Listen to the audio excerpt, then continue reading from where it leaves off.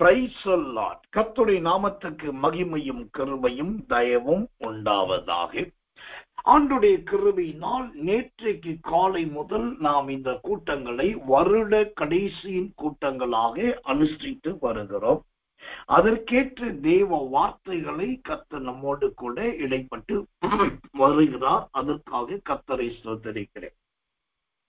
அந்த வரிசையில் இன்றைக்கு தேவனுடைய வார்த்தைக்காக வேதத்திலிருந்து ஒரு வசனத்தை வாசிக்கிறேன். ஜெபத்தோடு கவனியுங்கள்.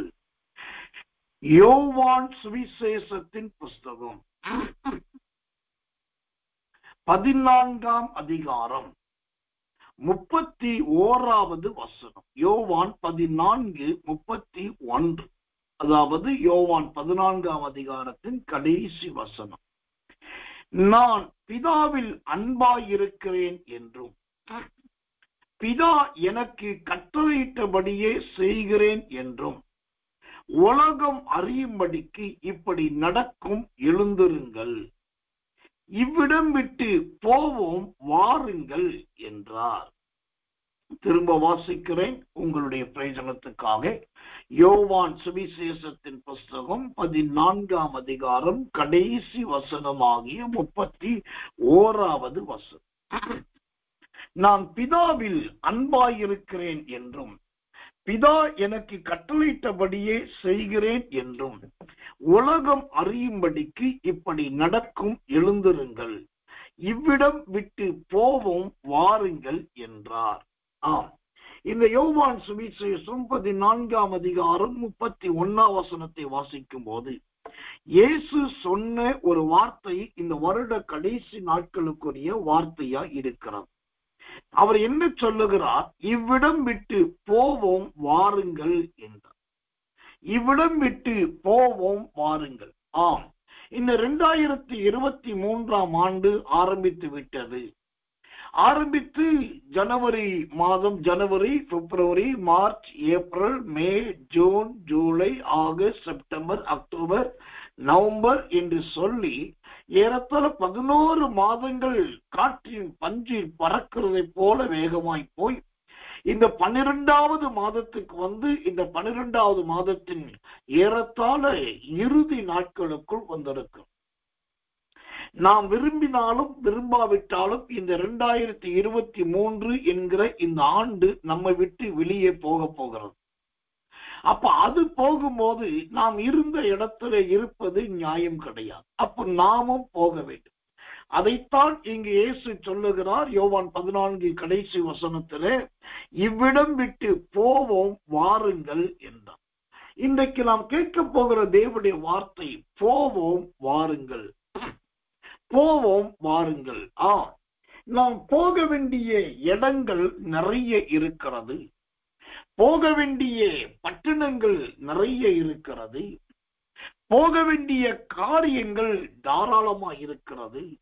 ரொம்ப முக்கியமாய் போக வேண்டிய தூரம் ரொம்ப அதிகமாய் இருக்கிறது.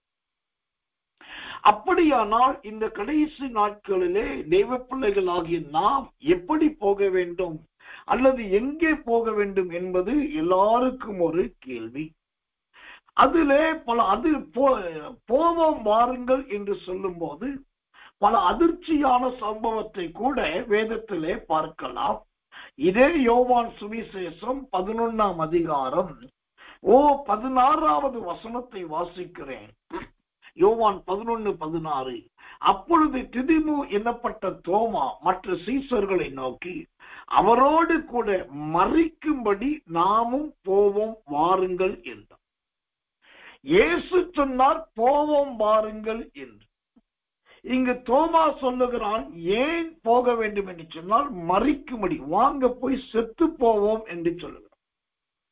நாம் போய் சாவது நல்லது, நாம் போய் செத்து போவது நல்லது. இவரோடு போனால் இனி சாவதை தவிர ஒரு வழி இல்லை என்று இங்கு தோமா சொல்லுது. அப்போ போவோம், வாருங்கள் என்று இயேசு சொன்னாரே, அப்ப போகிற இடத்துல நமக்கு சாவுதான் இருக்கிறதா, மரணம்தான் இருக்கிறதா?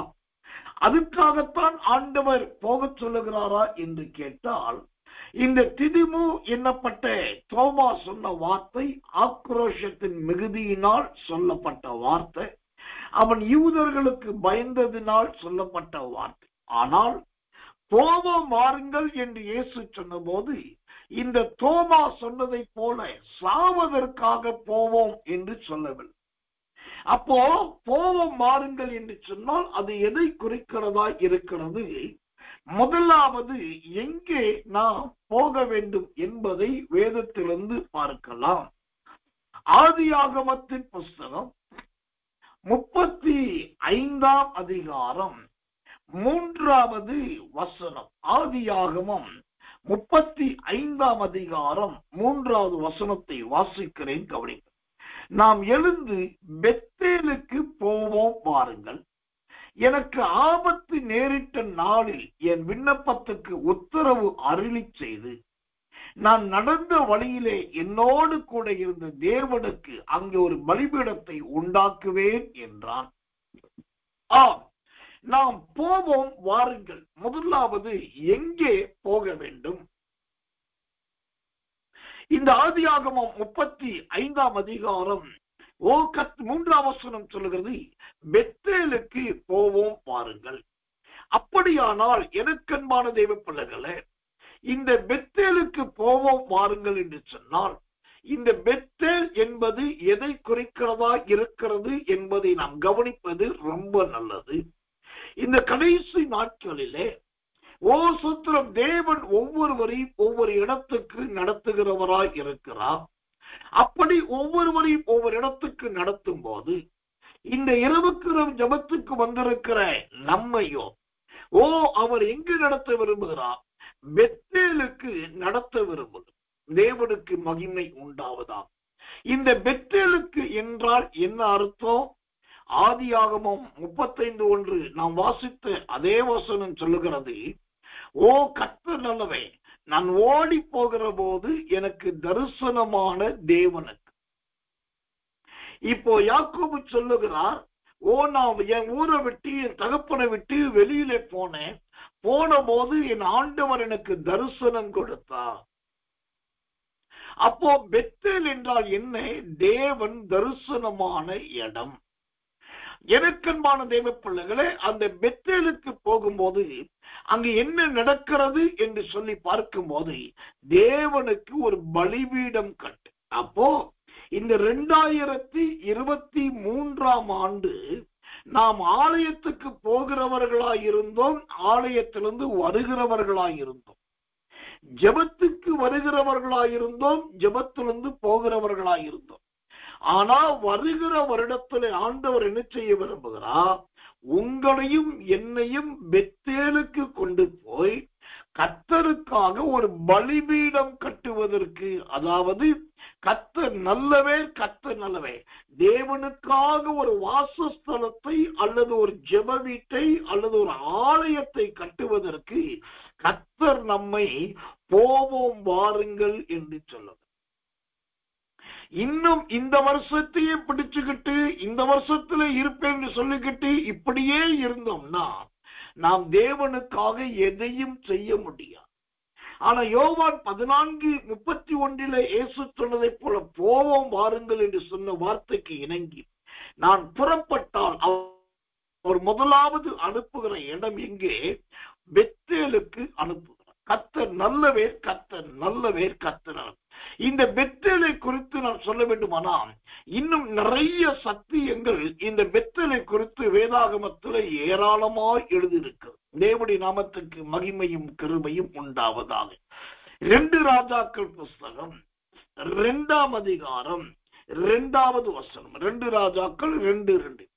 எலியா எலிசாவை நோக்கி, நீ இங்கே இரு, கர்த்தர் என்னை பெத்தேல் மட்டும் போக அனுப்புகிறார் என்றும். அதற்கு எலிசா, நான் உம்மை விடுகிறதில்லை என்று கர்த்தருடைய ஜீவனையும் உம்முடைய ஜீவனையும் கொண்டு சொல்லுகிறேன் என்றான். அப்படியே இருவரும் பெத்தேலுக்கு போனார்கள். இப்போ இந்த பெத்தேல் என்பது எதை காண்பிக்கிறது? அந்த வசனம் சொல்லுது, அப்படியே இருவரும் பெத்தேலுக்கு போனார்கள். அல்லேலூயா, இருவரும். அப்போ முதலாவது போவோம் வாருங்கள் என்று சொல்லி நம்மை பெத்தேலுக்கு கர்த்தர் கொண்டு போகிறார் என்று சொன்னா, வருகிற வருடத்திலே, வருகிற புதிய ஆண்டிலே, வருகிற மாதத்தில் தொடங்கி நாம் தேவனுக்காக ஒரு பலிபீடத்தை கட்டக்கூடிய ஒரு நல்ல மனுஷியாய் நடத்தும்படி கர்த்தர் போவோம் வாருங்கள் என்கிறார்.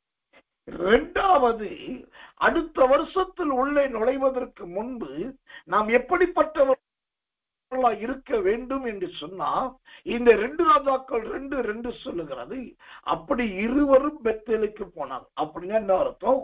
நீங்க அடுத்த வருஷத்துக்குள்ள நுழைகிறதுக்கு முன்னாடி இங்க எலியாவும் எலிசாவும் எப்படி ஒருமனப்பட்டு இருந்தார்களோ, ஒன்றாய் நடந்தார்களோ, ஒன்று சேர்ந்து பெத்தேலுக்குள் நுழைந்தார்களோ, இந்த வருஷ கடைசியிலே நீங்கள் ஒரு மனதுக்குள் கடந்து வாருங்கள்.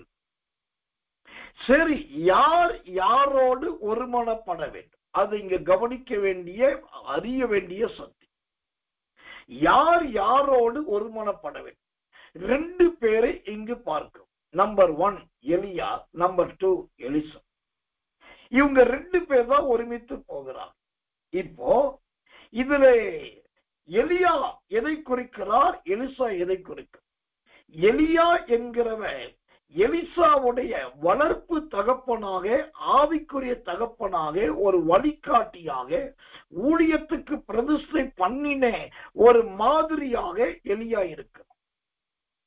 இப்ப எலிசாவை கவனிங்க.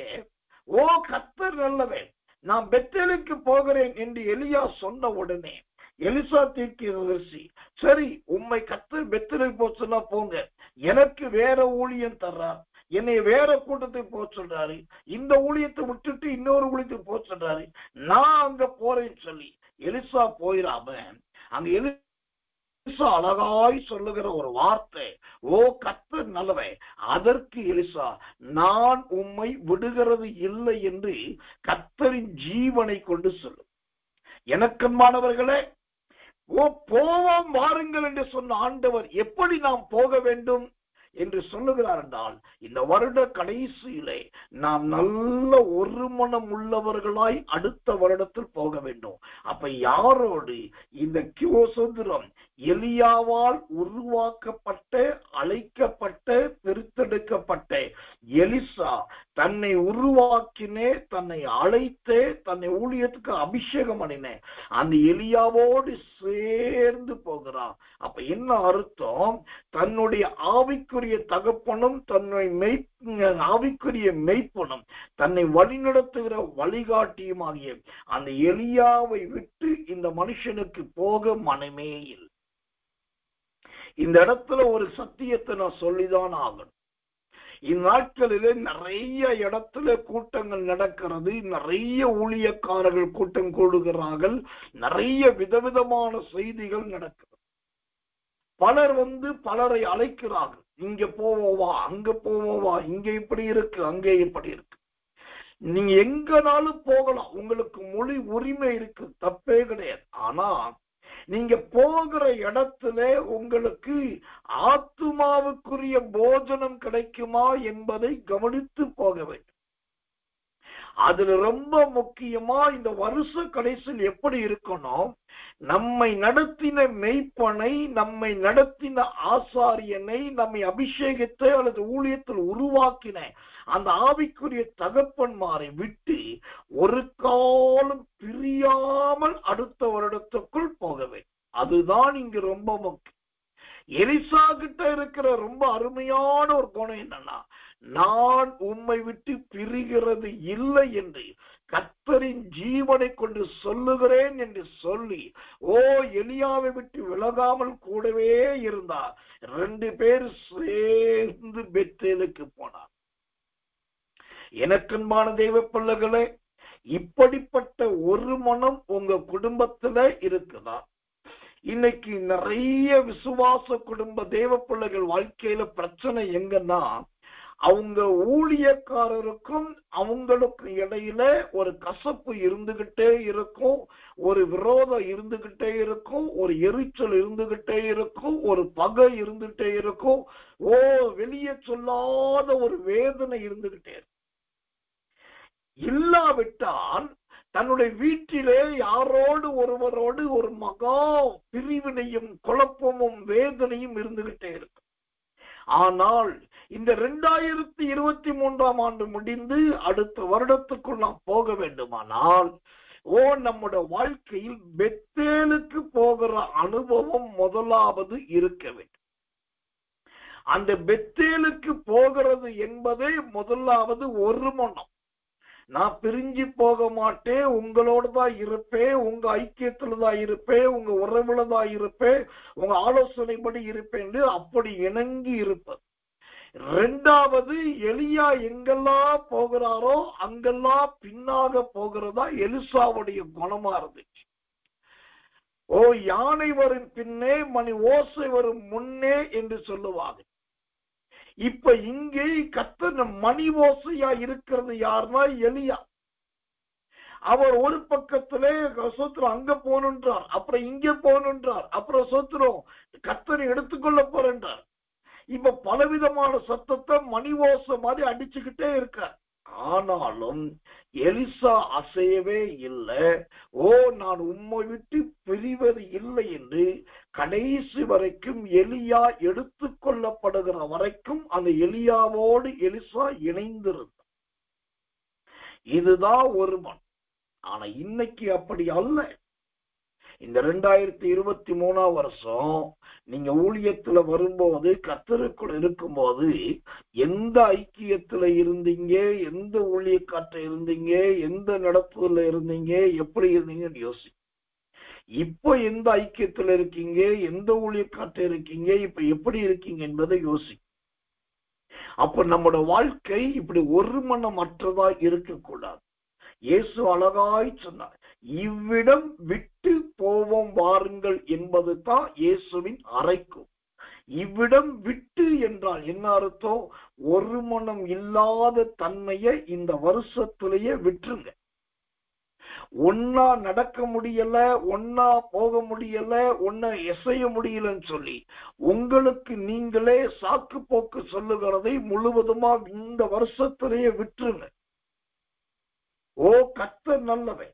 ஒருவேளை ஏற்ற இறக்கமாகத்தான் இருக்கும், முன்பின்பாகத்தான் இருக்கும், ஆனாலும் சமாளிக்க வேண்டும், ஆனாலும் ஒருமைப்பட வேண்டும், ஆனாலும் இசைந்து போக வேண்டும். அதுதான் வாழ்க்கை, அதுதான் ஆவிக்குரிய ஜீவியம். அப்ப இயேசு சொன்னார், போய் இவ்விடம் விட்டு போவோம் வாருங்கள். இப்ப போவோம் வாருங்கள் என்றால் என்ன அர்த்தம்? அடுத்த வருடத்துக்குள், புது வருடத்துக்குள் போவோம். அப்ப அடுத்த வருடத்துக்குள் போக என்ன செய்ய வேண்டும்? முதலாவது பெத்தேலில் போவதற்கு பிரயாசப்பட வேண்டும். இரண்டாவது ஒருமித்து போவதற்கு பிரயாசப்பட வேண்டும். மூன்றாவது கடைசி வரைக்கும் பிரியாமல் இருக்க பிரயாசப்பட வேண்டும்.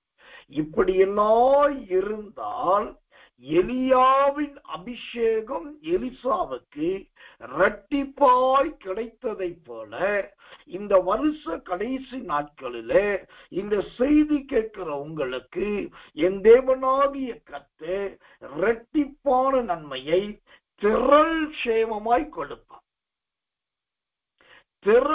திரள் சேமமாய் கண்டிப்பாய் கொடுப்பார். தேவ ஊழியக்காரனாகிய எனக்கு ஒரு ஆசை உண்டு. நம்முடைய ஜனங்களை குறித்து, நம்முடைய மக்களை குறித்த ஒரு தனியான ஒரு ஆசை எனக்கு உண்டு. என்ன ஆசைன்னா, SSK சாமுவேல் ஐயா அவர்கள் தீர்க்க தரிசனம் சொல்ற. SSK சாமுவேல் ஐயா ஒன்னு சொன்னா ஜோமணி சொல்ற அப்படின்னு எல்லாரும் சொல்றீங்க, நல்லது. ஆனா எனக்கு என்ன ஆசைன்னா, SSK சாமுவேல் என்கிற சிறியவனாக நானே ஜெபித்துக் கொண்டிருப்பதை விட்டு, எல்லாருக்கும் நானே தீர்க்க தரிசனம் சொல்லிக் கொண்டிருப்பதை விட்டு நம்முடைய மக்கள் ஒவ்வொருத்தரும் திடீரென்று ஆவில நிரம்பி ஒரு தீர்க்க தரிசனம் சொன்னா எப்படி இருக்கும்? திடீரென்று கண்கள் திறக்கப்பட்டு தரிசனம் பார்த்து கர்த்தர் எனக்கு காண்பிக்கிற தரிசனமாவது என்று சொன்னால் எப்படி இருக்கும்? திடீரென்று ஒரு வசனத்தை அனுப்பி, ஐயா இத ஆண்டவர் உங்களுக்கு கொடுக்க சொன்னாரு, இது உங்களுக்குரிய வசனம், இந்தாங்க, இது கர்த்தர் சொன்னார், அனுப்புறேன்னு சொன்னா எப்படி இருக்கும்? ஒரு தகப்பனுடைய இருதயத்தை சந்தோஷப்படுத்துவது இப்படிதான். ஆனா இன்றைக்கு நாம் எவ்வளவோ பயிற்சி கொடுக்கப்படுகிறது, எவ்வளவோ கற்றுக் கொடுக்கப்படுகிறது, எவ்வளவோ ஆழ்ந்த சத்தியங்கள் சுத்திரமா அறியாத உபதேசங்கள் எல்லாம் சொல்லிக் கொடுக்கப்பட்டும் இன்னைக்கு பலருக்கு என்னன்னா பயம், பலருக்கு என்னன்னா தயக்கம், பலருக்கு என்னன்னா இன்னும் குழப்பம், பலருக்கு என்னன்னா இன்னும் என்னால முடியல, இப்போ எப்படியே இருக்கிறோம். ஆனா ஆண்டவர் சொல்லுகிறார், இவ்விடம் விட்டு போவோம் வாருங்கள். இந்த இடத்தை இந்த 2023 நீங்கள் விட வேண்டிய நாள் வந்து விட்டது. நீங்க இன்னும் பாலகியாகவே இருக்கக்கூடாது, பாலகனாகவே இருக்கக்கூடாது. ஓப்பனா தேவசபை சொல்லணும்னா, விசுவாசிகள் என்று சொல்லக்கூடிய தேவ ஜனங்களுக்கு இந்த இயேசுவின் வல்லமை ஊழியத்துல கொடுத்திருக்கிற சுதந்திரம் உரிமையை போல நீங்க வேற எங்கேயும் பார்க்க முடியாது. பாட்டு பாட பழகுறீங்களா, வாங்க பாடுங்க, அனுமதி கொடுக்கிறோம். ஸ்தோத்திரம் பண்ண பழகுறீங்களா, வாங்க, உங்களுக்கு சொல்லிக் கொடுக்கிறோம். வசன ஸ்தோத்திரம் பண்ணணும்னு ஆசைப்படுறீங்களா, அதுக்கு உங்களுக்கு வாய்ப்பு கொடுக்கப்படுது. எனக்கு அதெல்லாம் வேண்டாம் ஐயா, நீங்க உட்காருங்க, நான் பிரசங்கம் பண்ணணும்னு ஆசைப்படுறேன் சொல்றீங்களா, எந்த தடையும் கிடையாது, அதுக்கும் வாய்ப்பு. அப்ப இதெல்லாம் கர்த்தர் உருவாக்குது. பெத்தேலுக்குள்ள வரும்போது ஒரு எலிசா ஒரு எலியா கிட்ட சேரும் போது எலியா கிட்ட இருக்கிற அந்த குணமும் சுபாவமும் கிரியையும் நடக்கையும் எலிசா கிட்ட தானாகவே வரணும். அப்படி வரல, இன்னும் எலிசாவை மாறல அப்படின்னா அங்கு பிழை எலியாவின் இடத்தில் கிடையாது, எலிசாவின் இடத்தில் தான் ஏதோ இருக்கிறது. அப்ப இந்த கடைசி நாட்களிலே நாம் ஆயத்தப்பட வேண்டும். எதற்கு? புறப்பட்டு போவதற்கு முன்பு ஒருமனப்படும். போவதற்கு முன்பு தேவ மனிதர்களை பிரியாதிருப்பேன், தேவ ஊழியத்தை விட்டு பிரியாதிருப்பேன் என்று ஒரு தீர்மானம் பண்ணும். அங்கேயும் இங்கும் அலைந்து திரிந்து கொண்டிருக்காதீர்கள். அவர்கள் கூப்பிடுகிறார்கள், இவர்கள் கூப்பிடுகிறார்கள், இதை சொல்லுகிறார்கள், அதை சொல்லுகிறார்கள். தயவு செய்து அந்த இப்படிப்பட்ட சுதந்திரம் தண்ணீர் மேல் அசைகிற இலையை போல ஆடிக்கொண்டிருக்காதீர்கள். ஒரு மனமா வாங்க, ஒருமித்து வாங்க, கைகோர்த்து நடக்கிறது ஒரு பெரிய பாக்கியம். இந்த கடைசி காலத்திலே தேவனாகிய கர்த்தர் இப்படிப்பட்ட சோத்திரம் அந்த கை கோர்க்கிற ஒரு அனுபவத்தை எதிர்பார்க்கிறவராய் இருக்கிறார். கர்த்தர் நல்லவே, கர்த்தர் நல்லவே, கர்த்தர் நல்லவே. நீதிமொழிகள் புஸ்தகம் 11ஆம் அதிகாரம் 21ஆம் வசனத்தையும் நீதிமொழிகள் 16ஆம் அதிகாரம் 5ஆம் வசனத்தை பார்த்தீங்கன்னா அங்கு கை கோர்த்தலை குறித்து அழகா பைபிள் சொல்லுது. கையோடு கை கோர்த்தாலும் அப்படின்னு 2 முறை வரும். அப்போ கர்த்தர் நல்லவே. அந்த கையோடு கை கோர்க்கும் போது என்ன நடக்கும்? துஷ்டன் தண்டனைக்கு தப்பான், நீதிமான்களுடைய சந்ததியும் விடுவிக்கப்படும். நீங்க கை கோர்த்து நடக்க தெரியணும். கையை விட்டுட்டு ஓடக்கூடாது. இது முடிஞ்சு போன ஊழியோ, இது நின்று போன ஊழியோ, அவ்வளவுதான், முன்ன மாதிரி இல்லை, சரியில்லை என்று சொல்லி உங்களுக்கு நீங்களே தீர்ப்பு சொல்லி நீங்க இப்படியே இருப்பேன்னு சொன்னா இருக்கிற இடத்திலேயே இருக்க வேண்டியதாய் வரும். ஆனா இயேசு என்ன சொன்னார்? இவ்விடம் விட்டு போவோம் பாருங்கள். போவதற்கு முன்பாக நமக்குள் ஒரு மனம் இருக்கட்டும். நான் உம்மை விட்டு பிரிய மாட்டேன் என்கிற பொருத்தனைய பண்ணுங்க, முடிவெடுங்க. இது ஆவியானவர் சொல்லுகிற தெளிவான எச்சரிப்பின் வார்த்தை. கர்த்தர் நல்லவே, கர்த்தர் நல்லவே, கர்த்தர் நல்லவே. கை கோர்க்க பழகு. முதலாவது பெத்தேலுக்கு போவோம் என்று சொன்ன. இரண்டாவதாக இயேசு சொன்னார், போவோம் வாருங்கள். அப்போ இரண்டாவதாக நாம் எங்கே போக வேண்டும்? எரேமியாவின் புஸ்தகம் 35ஆம் அதிகாரம் 11வது வசனம். எரேமியா 35:11 வாசிக்கிறேன், கவனிங்கள். ஆனாலும் பாபிலோன் ராஜாவாகி நேபுகாத்நேச்சார் இந்த தேசத்தில் வந்தபோது நாம் கல்தேயருடைய இராணுவத்துக்கும் சீரியருடைய இராணுவத்துக்கும் தப்பும்படி எருசலேமுக்கு போவோம் வாருங்கள் என்று சொன்னோம். அப்படியே எருசலேமில் தங்கி இருக்கிறோம் என்றார். ஆமென். இவ்விடம் விட்டு போவோம் வாருங்கள் என்று இயேசு சொன்னாரே, அப்ப எங்கே போவது? முதலாவது பெத்தேலுக்கு போங்க, அங்கு கர்த்தருடைய பலிபீடம் இருக்கிறது. அங்கு தேவனுடைய தரிசனம் இருக்கிறது, தேவன் பேசின இடம் இருக்கிறது. அப்போ அந்த பலிபீடத்துக்கு, தரிசனத்துக்கு, பேசின இடத்துக்கு போகணும்னா ஒரு மனம் இருக்க வேண்டும், பிரியாது இருக்க வேண்டும், பின்பற்றுகிற குணம் இருக்கு. சரி, இரண்டாவது நாம் எங்கே போக சொல்லுகிறார் இயேசு? இந்த எரேமியா 35:11 சொல்லுகிறது, எருசலேமுக்கு போவோம் வாருங்கள். எருசலேமுக்கு. அப்ப எனக்குமான தேவ பிள்ளைகளே, இந்த எருசலேமுக்கு போவோம் என்று ஆண்டவர் சொல்லுகிறாரே, இந்த எருசலேமிலே அப்படி என்ன இருக்கிறது? இந்த எருசலேம் என்பது எதை குறிக்கிறதா இருக்கிறது? கர்த்தர் அப்ப கர்த்தர் நல்லவை. அந்த எருசலேமுக்கு போகிற இடத்திலே தேவனாகிய கர்த்தர் அங்கு என்ன செய்ய போகிறார் என்பதை நாம் அறிந்து கொள்ள வேண்டியது ரொம்ப அவசியம், ரொம்ப முக்கியம். கர்த்தர் நல்லவே, கர்த்தர் நல்லவே, கர்த்தர் நல்லவே சொல்கிறோம். வேதத்திலிருந்து ஒரு வசனத்தை இந்த எருசலேமை குறித்து நான் வாசிக்கிறேன், ஜெபத்தோடு கவனியுங்கள். கர்த்தர் நல்லவன். லூக்கா சுவிசேஷத்தின் புத்தகம் 19ஆம் அதிகாரம் 28வது வசனம். லூக்கா 19:28. இவைகளை அவர் சொன்ன பின்பு எருசலேமுக்கு புறப்பட்டு முந்தி நடந்து போனார்.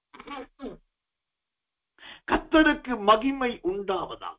எருசலேமுக்கு முந்தி நடந்து போனார். தேவனுடைய நாமத்துக்கு மகிமை உண்டாவதா. அப்போ எனக்கன்பான தேவ பிள்ளைகளே, இந்த எருசலேமுக்கு போகும்போது நாம் எப்படி போக வேண்டுமா? முந்திக் கொண்டு போக வேண்டும். அதே சமயத்துல இங்க அழகான ஒரு சத்தியம் மறைந்திருக்கிறது.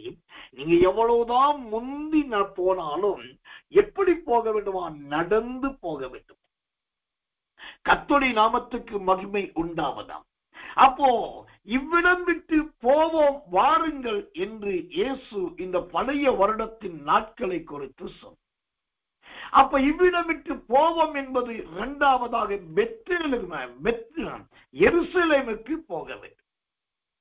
இந்த எருசலேமுக்கு எப்படி போக வேண்டுமா? முந்தி போக வேண்டும். நிறைய பேருக்கு அடுத்த வருஷம் வருதுனாலே கொஞ்சம் பயம். இந்த 2023 இப்படிதான் சொன்னாங்க, நானும் இப்படிதான் நம்பினேன், இப்படிதான் விசுவாசித்தேன், எனக்கு தரிசனம் கிடைச்சது, எனக்கு வாக்குத்தத்தம் கிடைச்சது, வாக்குத்தத்த அட்டை கிடைச்சது, வாக்குத்தத்த போர்டு கிடைச்சது, அப்புறம் தீர்க்க தரிசனம் கிடைச்சது. ஆனா அது நடக்கும், இது நடக்கும் பார்த்தேன், அது நடக்கல. அப்போ அதுக்குள்ள இந்த வருஷம் முடிய போகுது, இனி அடுத்த வருஷத்துக்குள்ள போகணும்னாலே எனக்கு பயமா இருக்குது, இதுவே நடக்கலையே, அது நடக்குமா என்று சொல்லி பயமா இருக்கதென்று அநேகரில் சிலர் அடுத்த வருடத்துக்குள் நுழைவதற்கே பயப்படுகிறவர்களா இருக்கிறார்கள். அம்மா, ஐயா, தேவ பிள்ளைகளே கவனிங்க. நீங்க பயந்தாலும் சரி, தைரியமா இருந்தாலும் சரி, இந்த 2023ஆம் ஆண்டு சோத்திரம் சந்தனம் தேய்த்தால் தேய்வதை போல இது தேய்ந்து போக போவது உறுதி. அடுத்த வருடம் வரப்போவதும் உறுதி. நீங்கள் தள்ளி கொண்டு போனால்தான் இந்த வருடம் போகும், அடுத்த வருடம் வரும் என்பதல்ல, அது தானாகவே வந்துவிடும். அப்போ தேவையில்லாத பயத்தை புறந்தள்ளுங்கள், தேவையில்லாத சந்தேகத்தை புறந்தள்ளுங்கள், தேவையில்லாத குழப்பத்தை புறந்தள்ளுங்கள். அப்படி பயத்தையும் சந்தேகத்தையும் குழப்பத்தையும் புறந்தள்ளினால் இந்த லூக்கா 19:28 இயேசு எருசலேமுக்கு புறப்பட்டு முந்தி போனார். இந்த முந்தி போவது எதை காண்பிக்கிறது? அவரோடு கூட ஏறத்தாழ 82 சீசர்கள் இருக்கிறார்கள். 12 அப்போஸ்தலர்கள், அப்ப 2 பேராய் அனுப்பப்பட்ட 70 சீசர்கள் சேர்த்து ஏறத்தாழ 82 பேர் அவரோடு இருக்கிறார்கள். இன்னும் பணத்தினால் ஊழியம் செய்கிற ஏராளமான ஸ்திரீகள் அங்கு இருக்கிறாங்க. ஆக மொத்தம் 100கணக்கானவர்கள் இயேசுவோடு இருக்கிறாங்க. ஆனா இயேசுவை பாருங்க, இந்த 100கணக்கான ஜனங்கள்லாம் வாலிபர்கள் இருக்காங்க, நல்ல சாப்பிட்டு வளர்ந்த ஆண்கள் இருக்காங்க, பயங்கரமான தலைவர்கள் இருக்காங்க. அவங்களாலெல்லாம் போக முடியல. ஆனா 100கணக்கானவர்களுக்கு முன்பாக அவர்கள் எல்லாரையும் விட இவர் முந்தி கொண்டு போகிறார். இதுதான் இங்கு நாம் கற்றுக்கொள்ள வேண்டிய சக்தி. எதற்கோ முந்துகிறோம். ஆண்டவரே, அடுத்த வருடத்தில் நுழைவதற்கு நான் முந்தி கொண்டு போகக்கூடிய அந்த ஒரு தீவிரத்தை எனக்கு தாரும். இந்த முந்தி கொண்டு இயேசு போனார் என்று பார்க்கிறோம். எதை குறிக்கிறது? அவருடைய தீவிரத்தை குறிக்கிறது. ஆனா எனக்கு ஒரு ஆச்சரியம், இயேசு எருசலேமுக்கு முந்தி கொண்டு போகிறார். முந்திட்டு போனாலும் அந்த வசனம் சொல்லுது, அவர் நடந்து போனார். நடந்தவர் எப்படி 100கணக்கானவர்களை முந்திக்கிட்டு போக முடியும்? அதுதான் இயேசுவின் கால்கள் இருக்கிற வேகம். அப்போ இந்த நடந்து போனார் என்று இருக்கிறதே, அது எதை குறிக்கிறது? எபிரேயர் புஸ்தகம் 12ஆம் அதிகாரம் 1வது வசனம். கொஞ்சம் கவனமாய் கவனிங்கள் இந்த வசனத்தை. எபிரேயர் 12:1. ஆகையால் மேகம் போன்ற இத்தனை திரளான சாட்சிகள் நம்மை சூழ்ந்து கொண்டிருக்க, பாரமான யாவற்றையும் நம்மை சுற்றி நெருங்கி நிற்கிற பாவத்தையும் தள்ளிவிட்டு, விசுவாசத்தை துவக்குகிறவரும் முடிக்கிறவருமாயிருக்கிற இயேசுவை நோக்கி நமக்கு நியமித்திருக்கிற ஓட்டத்தில் பொறுமையோடு ஓடக்கணும். அல்லேலூயா. நமக்குன்னு ஒரு ஓட்டத்தை ஆண்டவர் வச்சிருக்கார். ஆனா கண்ணு மூக்கு தெரியாம ஓடக்கூடாது. எப்படி ஓடணுமா? எபிரேயர் 12:1 சொல்லுது, பொறுமையோடு ஓடவே. அல்லேலூயா. அப்போ இவ்விடம் விட்டு போவோம் வாருங்கள் என்று இயேசு சொன்னார். ஏன் போவோம் வாருங்கள் என்று சொன்னார்? இந்த வருடம் முடிய போகிறது, ஆனபடினால் புறப்பட்டு போவோம். அப்படி போவது எப்படி போக வேண்டும்? முந்தி போக வேண்டும். கர்த்தர் நல்லவர், கர்த்தர் நல்லவர், கர்த்தர். முந்தி போகும்போது எப்படி போக வேண்டும்? எவ்வளவுதான் முந்தி போனாலும் நிதானமாய் நடந்து போக தெரிய வேண்டும். எனக்கன்பான சகோதர சகோதரிகளே, இந்த வருட கடைசியிலே இந்த இயேசுவை போல உங்களால் முந்தி போவதற்கு நீங்கள் ஆயத்தமா? சொத்திரம். கர்த்தர் கொடுத்த கால்களிலே, கர்த்தர் கொடுத்த பாதையிலே கவனமா நடந்து போக ஆயத்தமா என்று பாருங்க.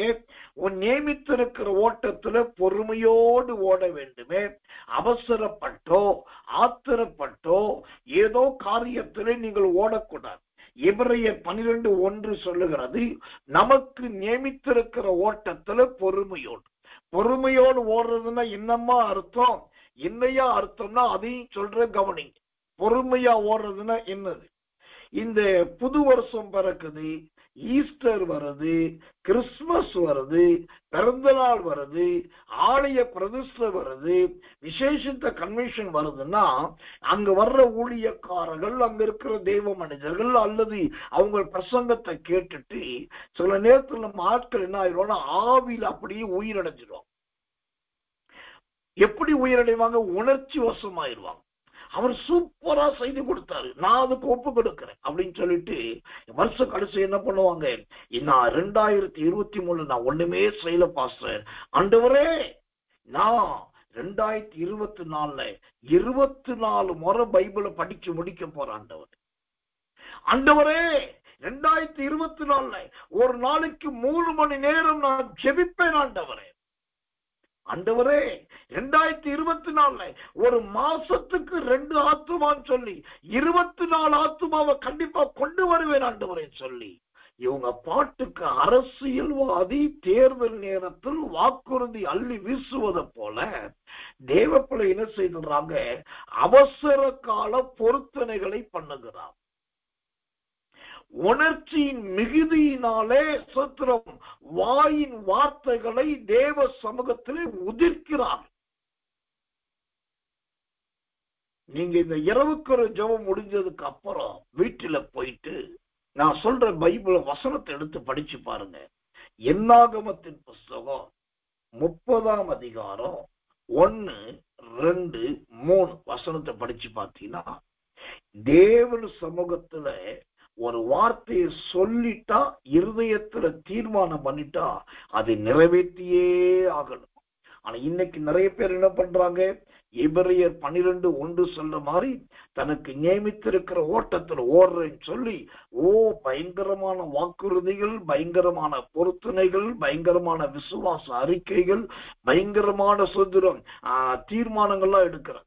ஆனா அடுத்தது அது நிறைவேற்ற முடியுதா, அடுத்தது அதை செயல்படுத்த முடியுதா, அது கண்டிப்பா முடியுமா என்று யோசிப்பதே கிடையாது. அதனாலதான் கர்த்தர் சொன்னா, நீங்க முந்திக்கிட்டு போனாலும் நடந்து போங்க, நீங்க ஓடி போனாலும் உங்களை நியமித்திருக்கிற ஓட்டத்தில் நிதானமா ஓடுங்க. முந்தி போக வேண்டியது அவசியம்தான், ஆனா அதுக்குன்னு எல்லாரும் விட்டுட்டு போக கூடாது, நடந்து போகணும். ஒரு நல்ல ஓட்டமா ஓட வேண்டியது அவசியம்தான். அது கண்முக்கு தெரியாம ஓடக்கூடாது. பொறுமையோடு ஓடணும். அப்போ இந்த பொறுமையோடு ஓடுதல், நடந்து போகுதல் எதை குறிக்கிறது? அவசரப்பட்டு வாக்குறுதி கொடுப்பதோ, அவசரப்பட்டு பொருத்தனை பண்ணுவதோ, அவசரப்பட்டு தீர்மானம் எடுக்கிறதோ, இவங்க சொன்னாங்க, அவங்க சொன்னாங்க, இவங்க சொன்னா நடக்கும் சொல்லி மனிதர் மேல் நம்பிக்கை வச்சு அவங்க வார்த்தையை சார்ந்து நீங்க எடுத்தீங்கன்னாக்கா அது கண்டிப்பா நிறைவேற்ற முடியாம போயிடும். அப்ப தேவனுடைய சமூகத்துல பொய்யர்களாய் காணப்படுவேன். அப்ப என்ன செய்யணும்? ஆண்டவர் தான் பேசுகிறார் என்று உங்களுக்கு தெரிந்தாக்கா, ஆண்டவரே இந்த வார்த்தைக்கு நான் இணங்கணும்னா எனக்கு ஒரு வெளிப்பாடு தாங்க, எனக்கு ஒரு அடையாளத்தை தாங்கன்னு கேளுங்க. அப்ப சரியா ஆண்டவர் அடையாளத்தை கொடுப்பார். எனக்கு தெரிந்த நல்ல ஒரு பெந்தேகோஸ்தை கொடுப்போம். நான் சொல்றத கொஞ்சம் நல்லா கவனிக்கணும். இது நீங்க ஒரு எச்சரிப்புக்குரிய ஒரு செய்தி. நல்ல பூரணமான ஒரு பெந்தேகோஸ்தை கொடுப்போம். அந்த குடும்பத்துல அவங்களுக்கு 3-4 பிள்ளைகள் உண்டு. அவங்களுக்கு சோத்திர போகிற சபையிலே ஒரு கன்வென்ஷன் கூட்டம் நடந்தது. அந்த கன்வென்ஷன் கூட்டத்துக்கு இவங்க போயிருந்தாங்க, அவங்க பிள்ளைகளை அனுப்பி இருந்தாங்க. அங்கே பேசின ஊழியக்காரர் பயங்கரமா பேசி, நீ ஆண்டவருக்கு தேவை, ஆண்டவரனை அழைக்கிறார், தேவனுக்கு செய்வதுதான் ஊழியம், அதை தவிர உலகத்தில் சிறந்து ஒன்றுமில்லை சொல்லி வசனங்கள் எடுத்து அடுக்கு மொழியா அடுக்கி காட்டி எல்லாம் முடிச்ச உடனே கடைசியா ஜெப நேரம் வரும்போது அதுல போன ஒரு பெண் பிள்ளை ஊழியத்துக்கு தன்னை ஒப்பு கொடுத்தார். அவள் எழுந்தால் சோத்திரம், அழுதால், கதறினால், ஊழியத்துக்கு ஒப்பு கொடுத்தால் சோத்திரம். அப்ப ஊழியத்துக்கு ஒப்பு கொடுத்தவளை எழுந்துருங்க சொன்ன உடனே இந்த பெண் பிள்ளையும் எழுந்து நின்றார்.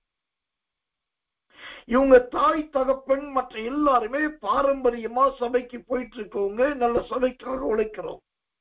இப்ப இந்த பெண் பிள்ளை நல்ல ஒரு ஹையர் ஸ்டடி படிச்சுட்டு இருக்கா, நல்ல ஹையர் ஸ்டடி படிச்சுட்டு இருக்கா. படிச்சுட்டு இருக்கிற பிள்ளை ஒரு பொருத்தனை பண்ணி ஊழியத்துக்கு ஏஞ்சி நின்னாச்சு. அப்புறம் அங்க இருக்கிற ஊழியக்காரர்கள் ஜெபம் பண்ணாங்க, இவ பேரை எழுதிக்கிட்டாங்க, எல்லாம் பண்ணிட்டாங்க. அப்புறம் வீட்டுக்கு வந்தாச்சு. அப்புறம் என்கிட்ட நேர ஆலோசனைக்கு வந்தாங்க. பாஸ்டர் இப்படி ஆச்சு, இப்படி போனோம், அந்த இடத்துல இப்படி செய்தி கொடுத்தாங்க, என் மகன் இப்படி ஒப்பு கொடுத்திருக்கிறான்னு சொல்லிட்டு அப்புறம் அந்த பிள்ளை என்கிட்ட வந்து பேசுனா, சோதரம் இப்படி எல்லாம் இருக்குது, நான் என்ன செய்யணும்? நான் சொன்னேன், தீர்மானம் பண்ணியாச்சு, ஒப்பு கொடுத்தாச்சுன்னு எதையும் யோசிக்க கூடாது. கலப்பையின் மீது கையை வைத்து திரும்பி பார்க்க கூடாது, உடனே ஒப்புக்கொடு, ஊழியத்துக்கு போயிரு அப்படின்னு. அதுக்கப்புறம் பாத்தீங்கன்னா ஒரு வாரத்துக்குள்ள அவங்க அடுத்தடுத்து வேற வேற செய்திகள் தகவல் வந்தது. நீ நல்லா படிக்கலாம், உனக்கு கோர்ஸ் கிடைக்குது, உனக்கு நல்ல இந்த பணம் கிடைக்குது, இதை முடிக்கலாம், முடிச்சுன்னா உனக்கு ஜாப் கிடைக்குன்னு சொல்லி எல்லாம் சொல்ல அந்த பெண் பிள்ளை கடைசியாய் ஊழியத்துக்கு போகவே இல்லை, அப்படியே விட்டாச்சு. இதனால் விளைவு என்ன தெரியுமா? ஒரு நாள் அந்த குடும்பத்தை நான் என் வீட்டுக்கு அழைத்திருந்தேன். வரும்போது அவர்கள் அவங்க வீட்டிலிருந்து சில பதார்த்தங்களை, போஜனங்களை கொண்டு வந்தார். அப்ப என்னுடைய வீட்டில வேலைக்கென்று ஒரு நபர், வேலையாளை நான் வைத்திருந்தேன். இப்ப அவங்க வரும்போது, என்னை பார்க்க வரும்போது பதார்த்தங்களை கொண்டு வந்தவர்கள் பையில ஏதேதோ கொண்டு வந்தாங்க. ஒரு கட்டம் வந்தது, நான் ஹாலில் உட்கார்ந்து இருக்கிறேன், ஹாலில் உட்கார்ந்து பார்த்துட்டு இருக்கிறேன். பார்த்துட்டு இருந்தாக்கா அந்த சகோதரி பையிலிருந்து ஒன்றை எடுத்து வேலைக்காரனிடத்தில் அதை கொடுத்தார். கொடுத்துட்டு ஏதோ ஒரு சிக்னல் காட்டுறாங்க, மௌனமா சொல்றாங்க, கர்த்தர் நல்லவன். அந்த மௌனமா சொன்ன உடனே, சிக்னல் காட்டின உடனே அந்த வேலைக்காரர் எடுத்து டக்குன்னு மூடிகிடி எடுத்து அவர் அந்த பக்கம் வச்சிட்டார். இந்த சகோதரி இந்த பக்கம் என்ன பார்த்துட்டு உடனே மறைச்சுக்கிட்டு அமைதியாயிட்டார். நான் இது எதையுமே பார்த்துக்கிட்டு உடனே பதில் சொல்ல, என்னைய பொறுத்து எதை எடுத்தாலும் தட்டால் புடால் என்று சொல்லி அவசரப்பட்டு எதையும் முடிவெடுப்பது கிடையாது. ரொம்ப கவனமா, ரொம்ப கூடுமான வரைக்கும் சகிப்பேன். எதுவானாலும் சகிக்கிற தன் அப்படியே பொறுமையா நான் பார்த்துட்டு அமைதியா இருந்துட்டு. இவங்க நடந்தது என்ன, இவங்க வரும்போது இவர்கள் வேலை செய்கிற இடத்துல இருந்த உயர் ஸ்தலத்தில் இருந்த ஒரு மனிதர்கள் அவங்க விருந்து வைக்க, அந்த விருந்துல குடித்த மீதமுள்ள விலை உயர்ந்த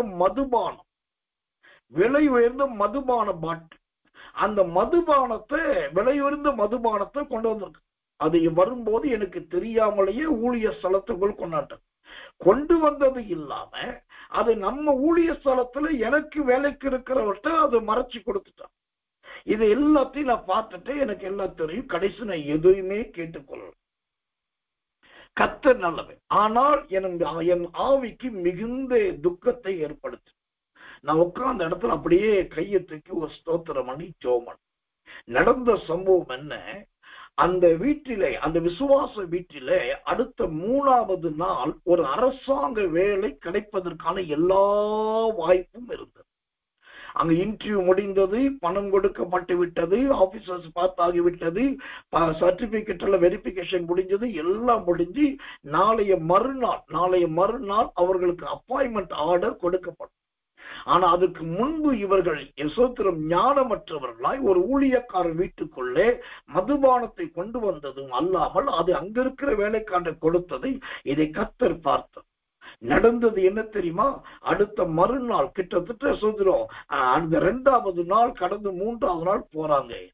கடைசி நேரத்துல இவர்களுக்கு வர வேண்டிய அந்த அரசாங்க உத்தியோகம் கை நழுவி வேறு ஒருவருக்கு போயிடுச்சு. இதை இவர்கள் எதிர்பார்க்கவே இல்லை.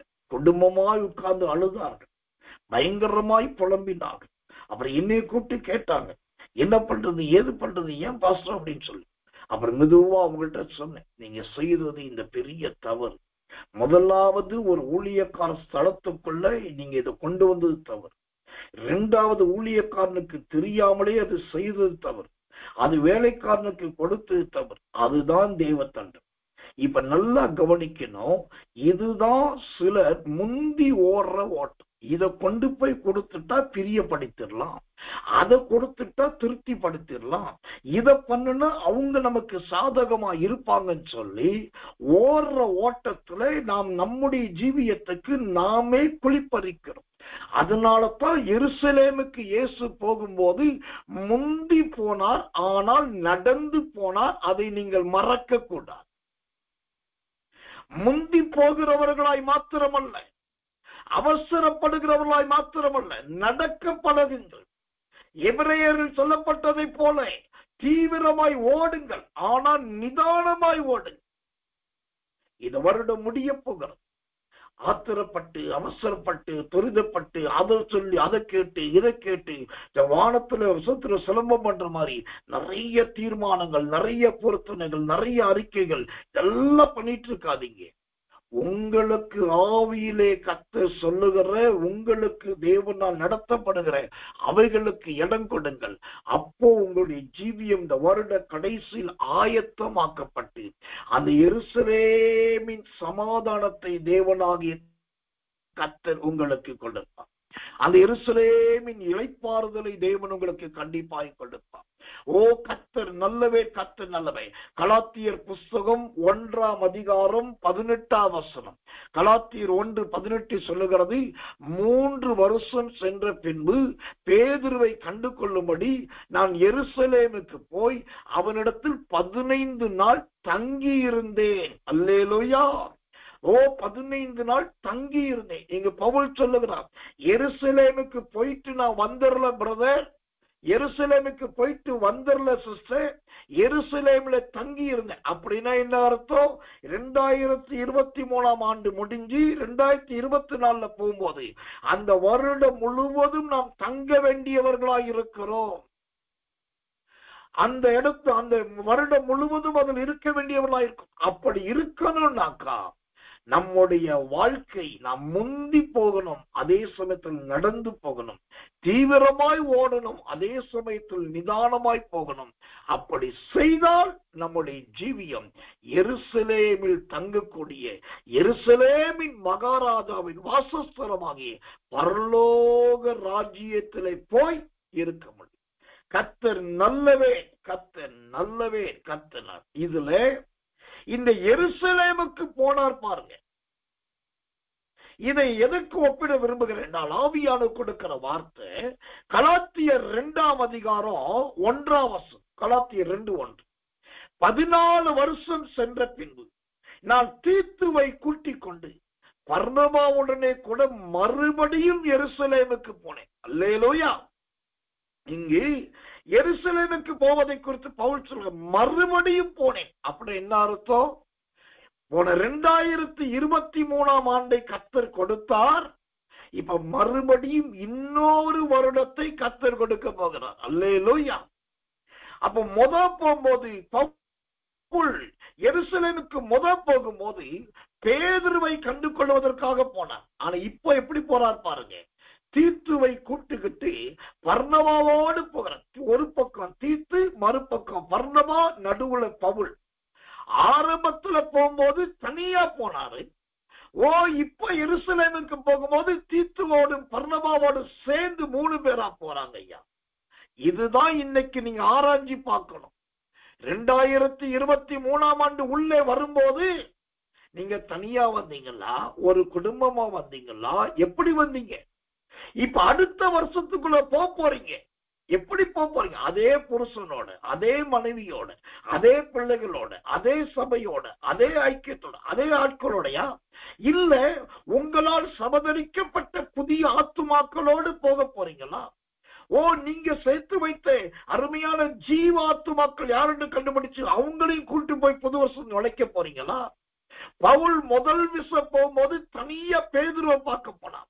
2ஆம் வருஷம் போகும்போது அங்க அவர் தீமத்தையும் பர்னபாவும் கூட்டிட்டு அருமையான 3 பேராய் போனார்கள் ஐயா. இன்னைக்கு தீர்மானம் பண்ணுங்க, நான் இந்த 2023 ஜனவரி 1ஆம் தேதி உள்ள வந்த மாதிரியே அடுத்த வருஷத்துக்கு உள்ளே போக கூடாது ஆண்டவரே. நான் போகும்போது ஒரு பர்னபாவை சம்பாரிச்சுக்கிட்டு போகணும். நான் போகும்போது ஒரு தீமத்தைவை சம்பாரிச்சுக்கிட்டு போனோம். பர்னபா என்பது யார்? சமாதானம் பண்ணுகிறவன். தீமத்தை என்கிறவன் யார்? நல்ல செய்திகளை கொண்டு போய் கொடுக்கிறவன். இந்த சமாதானம் பண்ணுகிற பர்னபாவுக்கும் செய்திகளை கொடுக்கிற தீமத்தைக்கும் நடுவுல இருக்கிறது யார்? அப்போஸ்தலனாகிய பவுல். இதுதான் நல்ல ஒரு ஐக்கியம். இன்னைக்கு தீர்மானம் பண்ணுங்க, இன்னும் எனக்கு 4 நாள் இருக்கு, 5 நாள் இருக்கு ஆண்டவரே. இந்த 5 நாளுக்குள்ள நான் ஒரு பர்னபாவையாவது ஆதாயம் பண்ணும், ஒரு தீமத்தையாவது ஆதாயம் பண்ணுவேன். நான் தனியா போகக்கூடாது. நீ கொடுத்த ஜீவாத்மாவோடு போகணும். அதுதான் எருசலேமுக்கு போவோம் பாரு. அல்லேலூயா. கர்த்தர் நல்லவே, கர்த்தர் நல்லவே, கர்த்தர் நல்லவே. யோவான் 14ஆம் அதிகாரம் 31வது வசனமாய் கடைசி வசனத்திலே இயேசு சொன்னார், இவ்விடம் விட்டு போவோம் வாருங்கள், போவோம் வாருங்கள். முதலாவது பார்த்தோம் பெத்தேலுக்கு போவோம் வாருங்கள். 2வது பார்த்தோம் எருசலேமுக்கு போவோம் வாருங்கள்.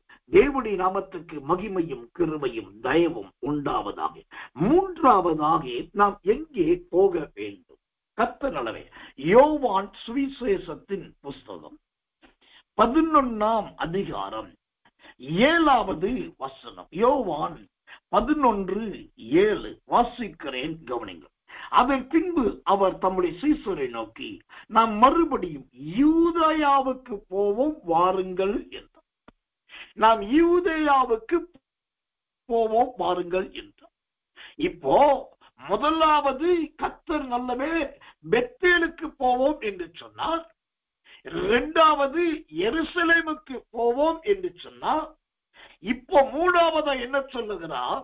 யூதேயாவுக்கு கர்த்தருடைய நாமத்துக்கு மகிமை உண்டாவதாக. யூதேயாவுக்கு போவோம் வாருங்கள். அப்ப யூதேயாவுக்கு போவோம் வாருங்கள் என்றால் அது எதை காண்பிக்கிறது? அது எந்த சத்தியம் எதை சொல்லுகிறதா இருக்கிறது? கர்த்தருடைய நாமத்துக்கு மகிமை உண்டாவதாக. வேதத்திலிருந்து ஒரு வசனத்தை வாசிக்கிறேன், ஜெபத்தோடு கவனிங்கள். யோவான் சுவிசேஷத்தின் புஸ்தகம் 7ஆம் அதிகாரம் 3வது வசனம். யோவான் 7:3. அப்பொழுது அவருடைய சகோதரர் அவரை நோக்கி, நீ செய்கிற கிரியைகளை உங்களுடைய சீசர்களும் பார்க்கும்படி இவ்விடம் விட்டு யூதேயாவுக்கு போவோம். அல்லேலூயா. யூதேயாவுக்கு போவோம் என்று வேதம் சொல்லுது. ஏன் யூதேயாவுக்கு போவோம்னா, அங்கு இயேசு செய்த கிரியைகள் இருந்தது. ஆமென். கர்த்தருடைய ஊழியக்காரனாக நான் சொல்லுகிறேன், வருகிற 2024ஆம் ஆண்டு நமக்கு ஒரு யூதேயா. அந்த யூதேயாவில் என்னையா இருக்குது அப்படின்னா, அடுத்த வருஷத்துல கர்த்தர் என்ன வச்சிருக்கார் அப்படின்னா, கர்த்தர் நல்லவே, தேவன் செய்ய போகிற கிரியைகள் ஏராளமாயிருக்கிறது. எவ்வளவு அருமையான ஒரு வெளிப்பாடு பாருங்க. இதையெல்லாம், இப்படிப்பட்ட சத்தியங்களை அநேகர் ஆராய்வது கிடையாது. இப்படிப்பட்ட சத்தியங்களை பலர் தேடுவது கிடையாது. இப்படிப்பட்ட சத்தியங்களுக்கு இடம் கொடுப்பது கிடையாது. இன்னைக்கு சத்தியங்கள் பேசுகிற இடத்துல பயங்கர ஜோக் ஆகிவிட்டது, பயங்கர தமாசாகிவிட்டது, ஒரே விசில் அடிக்கிற பழக்கங்கள் வந்துவிட்டது, ஒரே சிரிப்பும் நையாண்டியும் வந்துவிட்டது. கர்த்தர் நல்லவே, சந்தோஷப்பட்டு களி கூறுங்கள், அடுத்த வருஷத்துக்குள்ள போக போறோம் சொல்லி உணர்ச்சி வசப்படுத்துகிற செய்திகள் இன்றைக்கு காட்டு தீயாய் பரவி கொண்டிருக்கிறோம். ஆனால் தேவன் உங்களோடு என்னோடு பேசிக் கொண்டிருக்கிறதே அப்படிப்பட்ட உணர்ச்சி வசப்பட்ட சத்தங்களுக்கு அல்ல, நாம் சத்தியங்களுக்கு இணங்க வேண்டும். அதுதான் யூதேயாவுக்கு போவது. யூதேயாவுக்கு போவது என்று சொன்னால் அங்கு தேவனுடைய கிரியைகளை காண முடியும். அல்லேலூயா. கர்த்தர் நல்லவர், கர்த்தர் நல்லவர், கர்த்தர் நல்லவர். அந்த தேவனுடைய கிரியை நம்முடைய வாழ்க்கையிலே சத்திரம் இருக்கும் என்று சொன்னால் அந்த கிரியையே நமக்கு உயிருள்ள சாட்சியாய் மாறுமே. அப்ப எனக்கன்பான தேவ பிள்ளைகளே, யூதேயாவிலே தேவனுடைய கிரியை என்ன கிரியை என்று நாம் பார்க்க வேண்டும் என்று சொன்னால் அதற்கு சமயமும் நாட்களும் நேரமும் போதாது. ஆனாலும் இந்த யூதேயாவிலே வைத்துதான் இயேசு கிறிஸ்து பிறந்ததாக யூதேயாவில் உள்ள பெத்லகேமிலே பிறந்தார். இந்த யூதேயாவில் உள்ள பெத்லகேமிலே இயேசு பிறந்தார். இந்த யூதேயாவை குறித்து ஒரு வசனத்தை வாசிக்கிறேன். மீகாவின் புஸ்தகம் 5ஆம் அதிகாரம் 2வது வசனம். கர்த்தர் நல்லவை. மீகா 5:2. எப்பிராத்தா என்னப்பட்ட பெத்லகேமே, நீ யூதேயாவில் உள்ள ஆயிரங்களுக்குள்ளே சிறியதாய் இருந்தும் இஸ்ரவேலை ஆளப் போகிறவர் உன்னிடத்திலிருந்து புறப்பட்டு என்னிடத்தில் வருகிறார். அல்லேலூயா. பிரதர், சிஸ்டர், போதக பிதாக்களே, இப்போ இவ்விடம் விட்டு போவோம் வாருங்கள் என்று சொன்ன இயேசு மூன்றாவதாய் சொல்லுகிறார், நாம் யூதேயாவுக்கு போவோம் வாருங்கள். யூதேயாவுக்கு போவோம் என்று சொல்லுகிறார் என்றால் இங்கு ஒரு அதிர்ச்சி செய்தியை உங்களுக்கு சொல்லுகிறேன், எச்சரிப்பின் செய்தியை சொல்றேன். என்னன்னாக்கா, மீகா 5:2 சொல்லுகிறது, இஸ்ரவேலை ஆளப் போகிறவன் உன்னிடத்திலிருந்து புறப்பட்டு என்னிடத்தில் வருவார். அவருடைய புறப்படுதல் அனாதி நாட்களாகிய பூர்வத்தினுடையது. ஆமென். என்னிடத்தில் வருவார் என்பது எதை குறிக்கிறது? ஒருவேளை 2024ஆம் ஆண்டிலே ஆண்டவர் வந்துவிடலாம், இயேசு வந்துவிடலாம், மணவாளன் வந்துவிடலாம், எக்கால சத்தம் தொனித்து விடலாம், ஆர்ப்பரிப்பின் ஜெயதொனி கேட்டு விடலாம், மரித்தோர் முதலாவது எழுந்திருக்க வேண்டியது வரலாம், உயிரோடு இருக்கிற நாமும் பின்பு எடுத்துக் கொள்ளப்பட வேண்டியது வரலாம், மணவாட்டி சபை பிரிக்கப்பட வேண்டியது வரலாம். ஒரு க்ஷணப்பொழுதுல இதெல்லாம் நடந்து தீரலாம். கல்லறைகள் எல்லாம் திறக்கப்படலாம். ஓசத்திரம் மறித்தவர்கள் எழுந்திருக்கு பறக்கிறவர்களாய் மாறலாம். பூமிக்குரிய சாயலை களைகிறவர்களாய் மாறலாம். வானத்துக்குரிய மேனியை அணிகிறவர்களாய் மாறலாம். எக்கால தொனி கேட்கும் போது அந்த வசத்துல தேவாதி தேவன் உட்கார்ந்து இருக்கும் போது எல்லாரும் வானத்திலே போய் ஒன்று சேர வேண்டிய நேரம் வரலாம். இது எல்லாம் நடக்க வேண்டிய காலம்தான் இந்த 2024 காலம். அதற்கு நீங்கள் இப்பொழுதே ஆயத்தப்பட வேண்டும். யூதேயாவுக்கு போவோம், வாருங்கள். ஏனென்றால் இஸ்ரவேலை ஆளப்போகிறவர் வரப்போகிறார். இஸ்ரவேலை ஆளப்போகிறவர் இந்த பூமியை 1000 ஆண்டு அரசாட்சியாய் ஆளப்போகிறவர் வரப்போகிறார். அதுதான் யூதேயா. எனக்கன்பான தேவ பிள்ளைகளே, கர்த்தர் நல்லவர். உன்னிடத்தில் வரும். அது உன்னிடத்தில் வருகிற தேவன் கர்த்தர் நல்லவர். அவர் ஆளுகிறவராய் வரப்போகிறது. அதற்கு நீங்கள் ஆயத்தப்பட வேண்டாமா?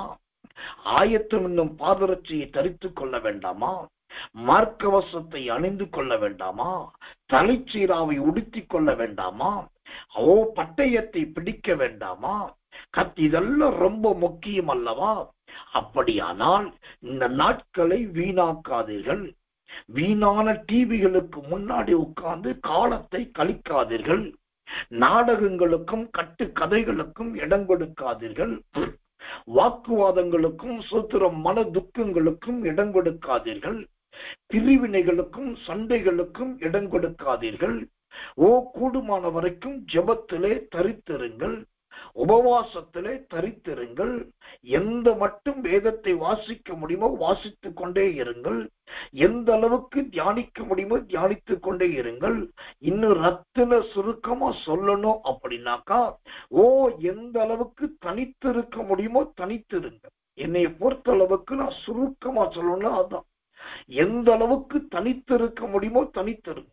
தனித்திருந்து சாப்பிடுங்க, தனித்திருந்து தூங்குங்க, தனித்திருந்து பைபிள் படிங்க, தனித்திருந்து ஜெபம் பண்ணுங்க, தனித்திருந்து ஸ்தோத்திரம் பண்ணுங்க. அப்போ உங்களுக்கும் தேவனுக்கு இடையிலே ஒரு உடன்பாடு உண்டாகும். உங்க ஜீவியம் சீர்படுத்தப்படும், ஸ்திரப்படுத்தப்படும், பலப்படுத்தப்படும். அதன் பின்பு கர்த்தர் உங்களை ஸ்தோத்திரம் கொண்டு போக ஆரம்பிப்பார். அப்போ அடுத்த வருஷத்துக்குள்ள போறதுக்கு முன்னாடி ஸ்தோத்திரம் நம்முடைய வாழ்க்கை இந்த தனித்திருந்து சீர்படுத்தப்பட வேண்டும். எல்லாவற்றையும் நிதானித்து கவனிக்க வேண்டும். அதனாலதான் ஆண்டவர் சொன்னார், இவ்விடம் விட்டு போவோம் வாருங்கள், போவோம் வாருங்கள். இந்த வருஷத்துல இனி இருக்க முடியாது. இன்னும் 3 நாளோ 4 நாளோ தான் நமக்கு இது முடிய போகிறது. சுத்திரம் காற்றில் பறக்கிற பஞ்சை போல் பறக்க போகிறது. இந்த 4 நாளுக்குள் நம்மை ஆயத்தப்படுத்து. பெத்தேலுக்கு போவதற்கு அங்கு அழகான கர்த்தருடைய பலிபீடம் இருக்கிறது, அங்க தரிசனம் இருக்கிறது, அங்க தேவ சத்தம் இருக்கிறது. அதற்கு கர்த்தர் நல்லவே, நீங்கள் ஒரு மனமாயிருங்க, பிரியாதிருங்க, சுத்திரம் ஊழியக்காரனோடு இசைந்திருங்க. அப்போ பெத்தேல் போல அனுபவத்தை நீங்க அடையலாம்.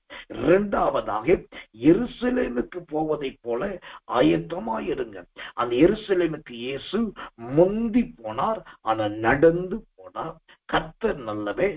சுத்திர தீவிரமாய் ஓடுங்கள், ஆனா நிதானமா ஓடுங்க.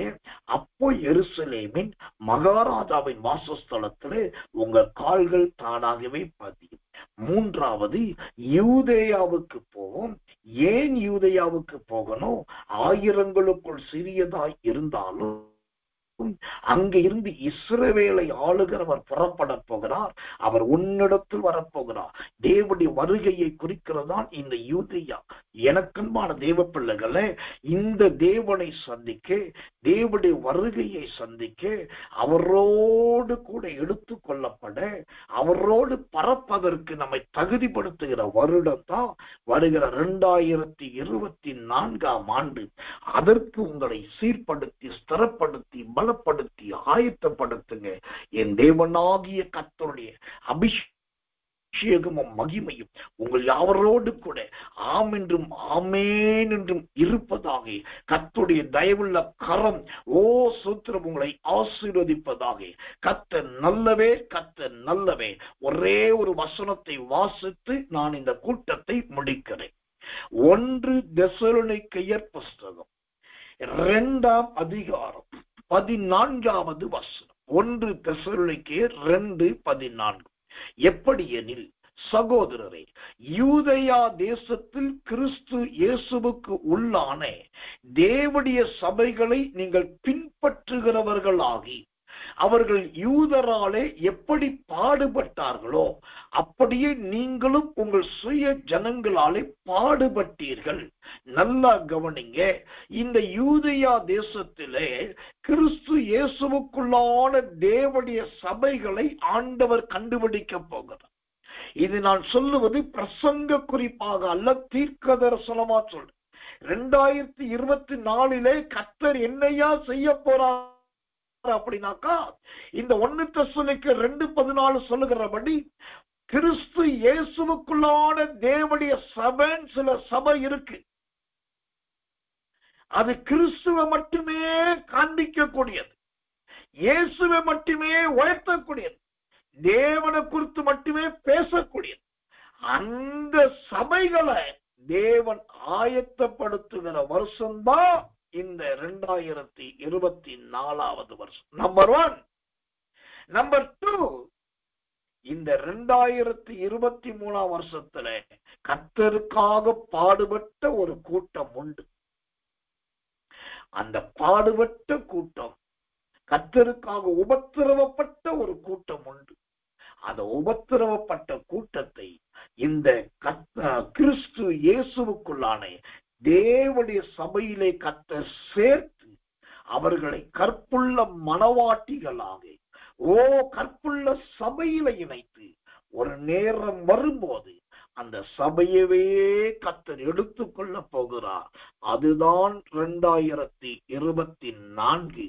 அதனாலதான் ஆண்டவர் சொன்னார், இவ்விடம் விட்டு போவோம் வாருங்கள். எங்கே போவோம்? யூதேயாவுக்கு போவோம். கிறிஸ்து இயேசுவுக்கு உள்ளான சபைக்கு போவோம். நல்ல சத்தியத்தின் தேவனுடைய சபைக்கு போவோம். மணவாட்டியாய் தன்னை அலங்கரித்துக் கொண்டிருக்கிற சபைக்கு போவோம். கர்த்தருக்காக பாடுபடுகிற பரிசுத்தவான்கள் யார்? கர்த்தருக்காக உபத்திரவப்படுகிற தேவச்சனங்கள் யார்? அவர்களோடு இணைவதற்காக போவோம். அப்பொழுது அந்த மணவாளன் வரும்போது, இந்த மணவாட்டி சபை எடுக்கப்படும் போது அதற்குள் இருக்கிற நீங்களும் நானும் எடுத்துக் கொள்ளப்படுவோம்.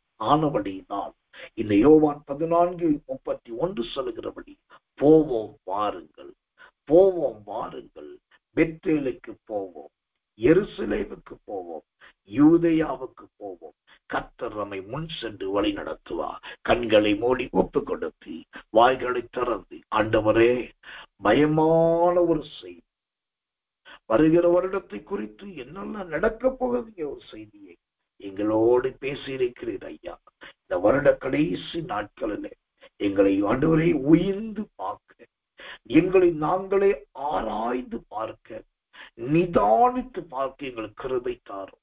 ஓட்டமும் நடையுமாய் அலைச்சலுமாய் நாங்கள் இராதபடி ஆண்டவரே, இந்த இருக்கிற நாட்களை உடைய சமூகத்தில் காத்திருக்கிறவர்களாய், எங்கள் போதகர் சொன்னதை போல கூடுமானவரைக்கு தனித்திருக்கிற மனுஷனாய், தனித்திருக்கிற மனுஷியாய் என்னை மாற்றும் என்று சொல்லி ஒப்பு கொடுத்து கண்களை மூடி ஆவில் நிரம்பி கர்த்தர் நோக்கி ஸ்தோத்திரம் பண்ணுவோம். இயேசுவின் நாமத்தினாலே ஜெபிப்போம். பரம பிதாவே, நல்ல அருமையான இந்த ராத்திரி வேலைக்காக நன்றி. இந்த 2023 ஆண்டின் வருட இறுதி கூட்டங்களில் கர்த்தர் எங்களை கொண்டு வந்து இப்படியாய் போவோம் வாருங்கள் என்று கர்த்தர் அழைப்பு கொடுத்திருக்கிறீர். ஆண்டவரே, இவ்விடம் விட்டு போவோம் வாருங்கள் என்று கர்த்தர் சொல்லி இருக்கு. இந்த செய்தி உடைய பிள்ளைகளை தெய்வத்துக்குள் நடத்துவதா, வருகைக்கு ஆயத்தப்படுத்துவதா, அடுத்த வருடத்தை எப்படி சந்திக்க வேண்டும் என்கிற சமயோசித ஞானத்தை, தெய்வீக பயத்தை கொடுப்பதாக இந்த செய்தி, இந்த வார்த்தைகள் இந்த பிள்ளைகளை கர்த்தருக்குள் திசை திருப்பட்டும். ஆண்டவரே, எலிசாவை போல பிரிய மாட்டேன் என்கிற உறுதியாயிருக்க உதவி செய். இயேசுவை போல முந்தி நடக்க, ஆனால் நடந்து போக கர்த்தர் உதவி செய். யூதேயாவிலே இஸ்ரவேலை ஆளுகிறவர் வரப்போகிறீரே, உம்மை சந்திக்க உதவி செய். இந்த இரவில் உடைய பிள்ளைகளை காத்துக்கொள். உடைய வருகை ஒருவேளை இன்றைக்கே இருக்குமானால் எங்களை சுத்திகரித்து கழுவி ஆயத்தப்படுத்தி தகுதிப்படுத்தி உம்மோடு அழைத்து சொல்லும் எடுத்துக்கொள்ளும் ஆண்டவரே. எங்கள் ஆவியையும் ஆத்துமாவின் சரீரத்தை உமக்கு ஒப்புக் கொடுக்க. ஒருவேளை உடைய வருகை தாமதிக்கும் என்று சொன்னால் நாங்கள் எங்களை கவனமாய் காத்துக்கொண்டு இன்னும் உம்மோடு இசைந்து நடக்க உதவி செய்யும். தாழ்த்தி ஒப்புவிக்கிறோம். இயேசுவின் ரத்தம் செய்யும். இயேசுவின் நாமத்தில் ஜெபிக்கிறோம். ஜெபம் கேளும் ஜீவனுள்ள நல்ல பிதாவே. ஆமென், ஆமென், ஆமென்.